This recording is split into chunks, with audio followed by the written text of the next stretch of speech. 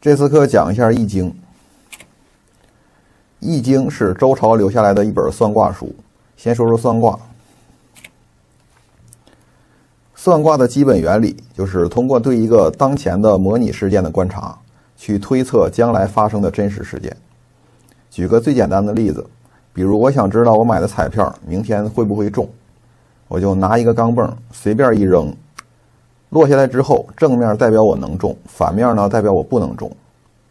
我通过观察当前的模拟事件，就是扔钢镚，来推测未来的真实事件，就是能不能中彩票。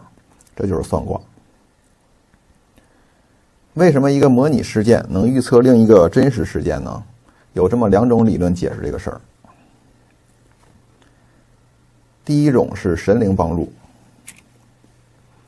这个硬币落下来是正面还是反面，它已经不是随机的了。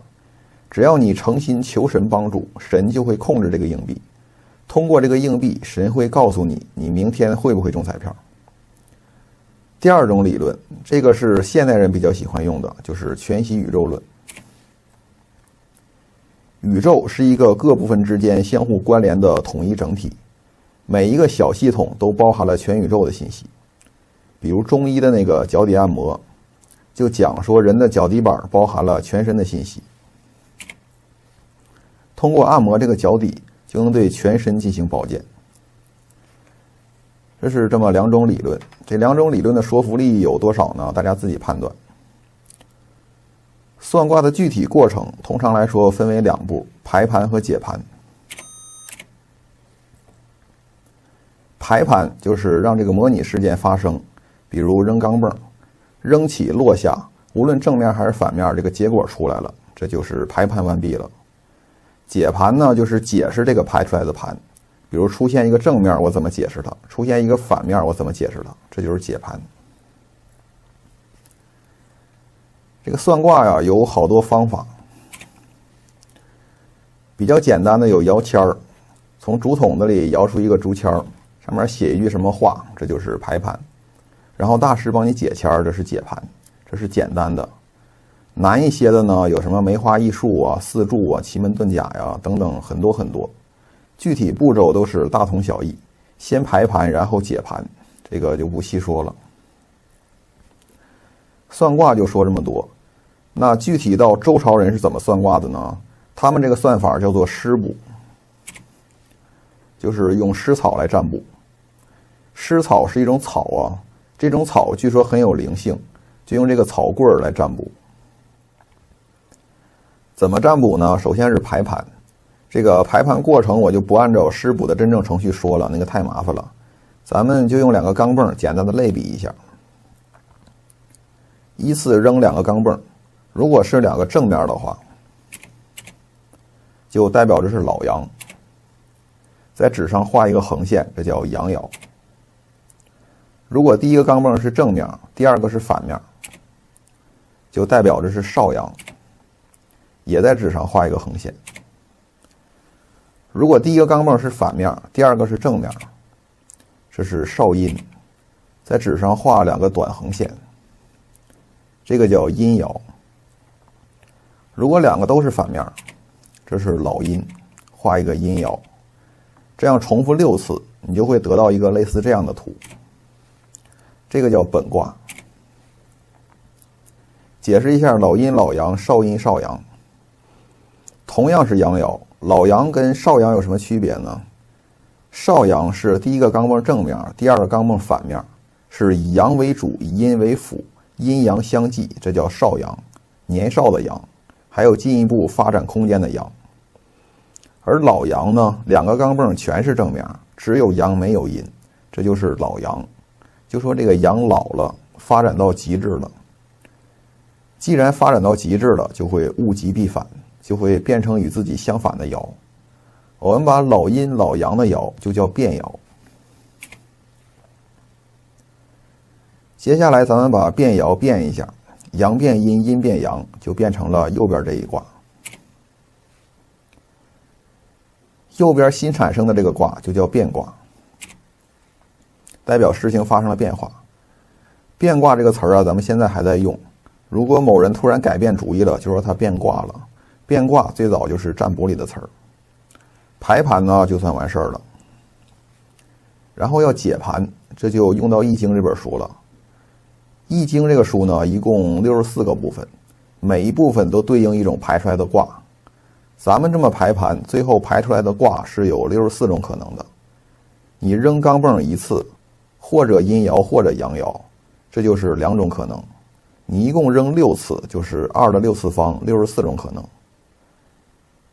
这就是64卦，每一卦都有卦辞，每一卦中的6爻都有爻辞。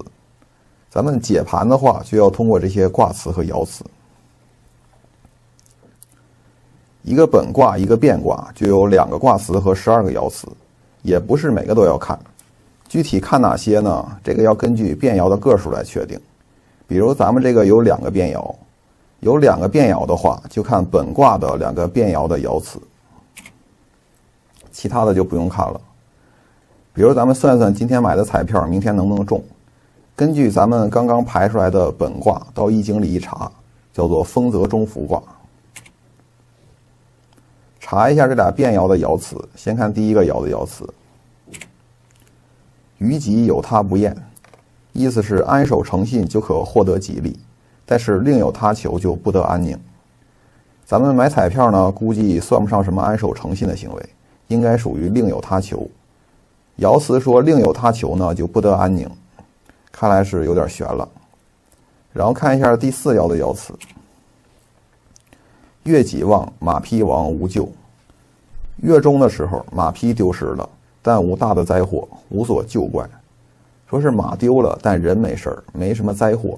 从这个爻辞看呢，估计也是中不了。马丢了嘛，就代表钱丢了，但也没多少钱，所以人没事儿。这样你综合这俩爻辞一起看呢，估计是中不了了。这就是《易经》这本书的使用方法，其实就是一本算卦书。